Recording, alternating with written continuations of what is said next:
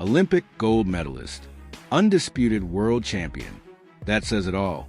A slick, southpaw fighter who can hold his own against any era. Pernell Whitaker was a counterpunching genius and a master defense. Just like any great artist, Whitaker had unique style, dazzling footwork and lightning-fast hands. His performances in the ring were nothing short of boxing masterpieces. Perfect timing. Boom. Applause. Pernell Whitaker was born, raised, and still called Norfolk, Virginia, home. He started boxing as a child and fought hundreds of times as an amateur. His journey in the sport began at just 8 years old, leading to an incredible amateur career with over 200 fights. I had 500 amateur fights. I don't know where that 200 came from. Don't cheat me.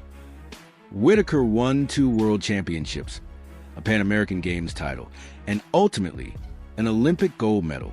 In the red corner, representing the USA, Whitaker. No question about it. He was something special. His speed, his skill, he had it all. Winning gold at the Olympics made him a hometown hero, in Norfolk, Virginia rallied behind him. Panther City turned out in full force to welcome their champion home from Washington. That gold medal win didn't just make him a star. It set the stage for his highly anticipated pro career. Sports presence. The U.S. Olympic boxer's professional debut. The Olympic gold medalist is stepping into the ring for his first pro fight after an amateur career with over 200 victories. He was the first of his Olympic team to claim a world championship. Skilled, sharp, and smooth, this southpaw could counterpunch, lead, and defend with ease. His movement was slick, lateral, backward, always in control. Even early on, his ability to escape and avoid punches was on display. Applause on a night filled with gold for members of the U.S. Olympic boxing team made their pro debuts. With just 20 seconds left in the second round, Whitaker delivered exactly what was expected of him, staggering his opponent and forcing the referee, Joe Santarpia, to step in. Applause, a left-hander. He put on a spectacular performance in his first professional fight. He also secured the amateur Triple Crown, an achievement worth celebrating, winning the 1982 Pan American Games, the World Championships, and the Olympic gold medal at 132 pounds. His opponent, Dan Avery, was also a southpaw. Music now. Into round 1, Pernell Whitaker in gold trunks, facing Danny Avery. He scored a TKO victory, but it happened during a commercial break. By round 4, another sharp left hand landed clean, and the fight was stopped. A 4th-round TKO win for Whitaker. His transition to the pro ranks seemed effortless. Now, Pernell Whitaker, the Olympic gold medalist in the lightweight division, is ready for action. No Olympic lightweight gold medalist had ever gone on to win a professional title until now. The referee in Corpus Christi signals for the fight to begin. Whitaker wastes no time. A clean right hand to the body, a solid left upstairs. He keeps the pressure on. The fight was scheduled for 6 rounds, but Whitaker's dominance was clear. He finishes his bout with a perfect record of 4 wins, no losses. 7 fights in his first 10 months as a pro, and Whitaker remained a man of the moment, the pride of Norfolk, Virginia. The lightweight champion from the Los Angeles Olympic Games had made a flawless start to his professional journey. An exciting young fighter with an undefeated record, Sweet Pea made his way to the ring once again. Applause. The referee, Al Rothenberg, doesn't score the fight. His job is just to officiate. But there was no denying it. Whitaker was great. He could have written the book on boxing itself. That last punch came out of nowhere. Down goes his opponent. Applause. He loved every moment in the ring. He had fun. And Pernell Whitaker? He made sure the world knew it, the only boxer to win Olympic gold by knockout at just 21 years old. Pernell Whitaker was gaining professional experience at a rapid pace, fighting for only 7 months before stepping into the ring again. Early in the first round, Whitaker showcased his sharp movement, while Hatfield maintained his distance, clearly cautious of his opponent. At just 21 years old and hailing from Norfolk, Virginia, Pernell Whitaker was already making waves. Many viewed John Montez as his first real challenge in professional ranks. Now 22, Whitaker was preparing for only his 8th professional fight. In recent years, it had become more common for fighters with limited experience to be seen as future championship contenders. The scheduled 10-round bout against 24-year-old John Montez from Los Angeles was shaping up to be Whitaker's toughest test yet. As the bell rang, Whitaker took immediate control, positioning himself right in the center of the ring. Old-school boxing experts might say, he's standing right in front of you, but you couldn't hit him with a handful of buckshot. Whitaker's defensive mastery was on full display. Montez looked like the rookie, while Whitaker fought like a seasoned veteran. After an impressive performance, Whitaker earned a unanimous decision victory over Montez. Undefeated at this point in his career, he was ready to take on his most dangerous opponent yet, Roger Mayweather. The stage was set for a 12-round North American Boxing Federation lightweight showdown. From the opening round, Whitaker made a statement, dropping Mayweather early. Although Mayweather showed heart, the fight quickly turned one-sided. Whitaker dominated round after round, securing a nearly flawless victory and claiming his first title, the NAF Championship. With a record of 12-0, he continued his rise through the ranks. In another step-up fight, Whitaker faced Miguel Santana. The key to victory was establishing his rhythm early, taking control, and maintaining his focus. Once again, his counterpunching skills proved too much for his opponent. Whitaker's jab was a thing of beauty, precise, relentless, and completely in sync with his style.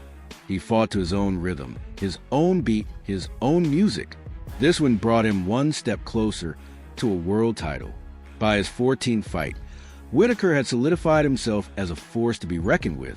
His next opponent was Jose Luis Ramirez, a seasoned veteran, and the WBC lightweight title was on the line.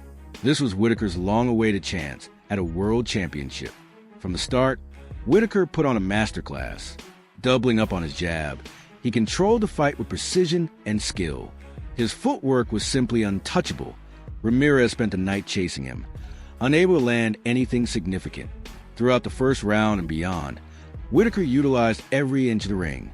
He could stand toe-to-toe or dance around effortlessly, making Ramirez look slow and ineffective. When the final bell rang, it seemed obvious. Whitaker had outboxed Ramirez in every way. But then, the verdict shocked everyone. Instead of the expected unanimous decision win, the judges ruled it a split decision loss. The crowd was stunned. "That's a terrible decision," many said. "He did everything he was supposed to do. It was a brutal robbery." Whitaker had box circles around Ramirez, and most people watching believed he had won. Despite this setback, Whitaker didn't have to wait long for another opportunity. His next challenge? A fight against Greg Haugen, the champion and the #1 contender. With redemption on the line, the challenger in the IBF ranking steps into the ring, expecting Pernell Whitaker to fight defensively, moving backward. But instead, Whitaker comes out aggressive, taking control of the fight from the start. Round after round, he punishes Greg Haugen, making it hard to understand Haugen's strategy. Oh, a solid shot from Whitaker. That's a knockdown. A perfectly timed counter left hand as Haugen rushed in.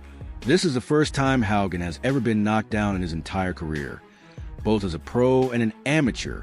Every move Haugen tries, Whitaker has an answer. He can't defend against Whitaker's jab, and his plan to lean on the ropes isn't working. Whitaker stays in command, responding to the crowd, putting on a show. When the final bell rings, there's no doubt who won. Pernell Whitaker coasts to a dominant, unanimous decision victory. The arena erupts in applause as Whitaker celebrates in the ring. The official announcement confirms it. He is now the IBF lightweight champion of the world. There's something special about a fighter who stands right in front of his opponent, stays calm, sees every punch coming, and remains untouchable. That's what made Whitaker different. His radar-like reflexes and incredible defensive skills. In his first title defense, he faced Luis Lamelli and made a statement. A clean, straight left of the chin sent Lamelli down, and the referee Al Rothenberg hesitated before deciding to let the fight continue. But Whitaker's dominance was clear. Then, Whitaker got the opportunity to avenge the only defeat of his career, a loss many considered a robbery. But before the rematch, controversy surrounded the fight. Whitaker listened in shock as his opponent dismissed the first fight, claiming he called himself robbed But he didn't do enough to win. He fought just to secure a decision, nothing more. A champion should do more. Whitaker, deeply frustrated, responded, "How could anyone doubt how hard I fought? I trained like never before. Losing that way was a huge blow." This time, the rematch would take place on Whitaker's home turf in Norfolk, Virginia. The atmosphere was electric, more like an emperor returned to Rome than a boxer stepping into the ring. From the opening bell, Whitaker danced circles around Ramirez, showing speed, precision, and flawless movement. The difference in skill was undeniable. Ramirez struggled with Whitaker's angles, hand speed, and head movement. Even when Whitaker stood right in front of him, Ramirez couldn't land clean shots. Whitaker truly embodied the sweet science of boxing. He was the definition of a masterful, intelligent fighter. As the rounds passed, it became painfully clear this was a one-sided fight. One commentator even said, "If any judge scores this for Ramirez, they should lose their license immediately and walk home." The decision was obvious. Pernell Whitaker had completely outclassed his opponent. With this victory, he not only avenged his only loss, but also claimed another championship. His defensive genius continued to evolve, proving that even while moving backward, he was always on the attack. Whitaker became known for his slick defensive moves, slipping punches with flair, frustrating opponents, and entertaining fans. As the fight neared its end, it was clear Ramirez needed a knockout to win. But from every angle, it looked like Whitaker had the fight in the bag. When the final bell rang, the judges confirmed what everyone already knew. Pernell Whitaker retained his title. This victory capped off a phenomenal year, earning Whitaker the title of Fighter of the Year for 1989. Up next, he would put his championship on the line against the WBC super featherweight champion, Azumah Nelson. Some fight fans and respected judges praised Whitaker, calling him an incredible fighter. "He's wonderful, just wonderful," they said. But others weren't fully convinced. One skeptic admitted, "I whisper my praises for now, but if he dominates Azumah Nelson, who at his best was probably the greatest fighter people never got to see, then I'll be happy to join the chorus." As the fight unfolded, Whitaker made his case. Every time Nelson tried to move forward and attack, Whitaker made him pay, landing clean, quick shots. Nelson struggled against Whitaker's speed, timing, and instincts. There was little he could do to turn the tide. Whitaker was proving yet again that he was something special. WBC and IBF lightweight, champion of the world, Pernell Whitaker set his sights on unifying a lightweight division, something that hadn't been done in over a decade. "Most of the guys I fought lately have been backing away from me, which lets me be more aggressive," he said. That aggression paid off. Whitaker ended the fight in the first round, securing victory in dominant fashion. With that win, he became the undisputed lightweight champion of the world, the first since the legendary Roberto Duran in 1978, when Duran held both the WBA and WBC titles. At this point, Whitaker was at his peak, and his opponent struggled to keep up. During one fight, his opponent, Diaz, tried to play possum, but it didn't matter. A vicious attack from Whitaker left Diaz with a broken rib. Despite his dominance, some critics felt Whitaker made his fights look too easy. In the past 2 years, he had convincingly beaten every challenger. The problem, analysts pointed out, is that he wins too cleanly. Too many shutouts. Before one of his fights, referee Mills Lane delivered his signature call, "Let's get it on." And from the opening bell, Whitaker unleashed a flurry of punches, landing uppercuts at will. His pinpoint accuracy made his opponent's offense nearly ineffective. By this time, many regarded Whitaker as the best boxer on the planet, but he had bigger goals. He moved up to the light welterweight division, where his power remained just as sharp. Facing an opponent in the new weight class, Whitaker knocked down Smith with a crushing left hand. The referee counted to 9, and it was over, a first-round knockout. Some doubted whether the added weight would slow him down, but Whitaker showed no signs of decline. He was now set to challenge Rafael Pineda for the junior welterweight championship of the world. Many believed Pineda would be too much for him, but Whitaker once again put on a boxing masterclass. Whitaker wore Pineda down, draining his energy before dropping him with a brutal body shot. With that, He became the IBF Junior Welterweight Champion of the world. Now 13 pounds heavier than when he reigned as the undisputed lightweight champion, he was proving he could dominate at multiple weight classes. In his next fight, he faced his toughest test yet, Buddy McGirt, for the WBC Welterweight Championship. It was a battle, but Whitaker passed the test with flying colors, solidifying his status as an elite fighter. One of the fastest knockouts in USA history followed. One punch, and the fight was over. Then came the biggest fight of his career. Julio César Chávez, undefeated at 87-0, stood in his way. This was more than just a fight. It was a battle to determine the best pound-for-pound boxer in the world. With over 70,000 fans packed into the Alamo Dome, anticipation was at an all-time high. Both fighters came to fight, throwing punches in bunches. Whitaker was relentless, landing sharp, clean shots. But Chávez kept coming forward, absorbing the punishment.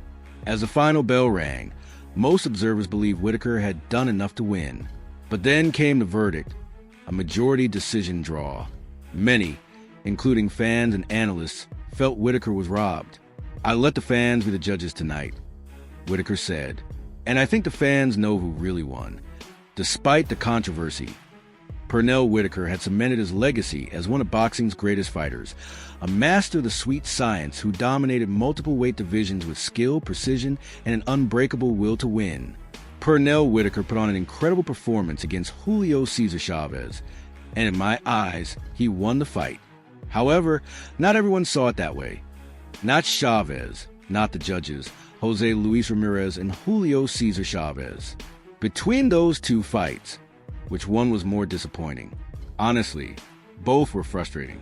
Tonight, Whitaker steps into the ring as a challenger, facing Julio César Vázquez for the Junior Middleweight Championship. Once again, we can't stress this enough. This is his chance to make history.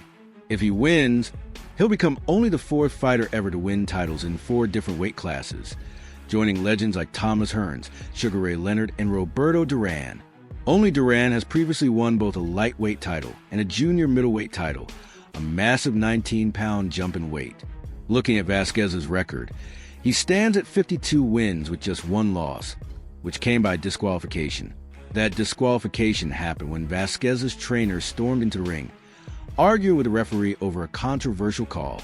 The referee ruled that Vincent Phillips had not hit Vázquez after the bell, leading to the chaos. Whitaker took a big gamble by moving up in weight to challenge for the middleweight title. Early in the fight, he got caught trying to be too slick, and Vázquez knocked him down with a left hand. In the heat of the moment, Whitaker grabbed Vázquez and tackled him.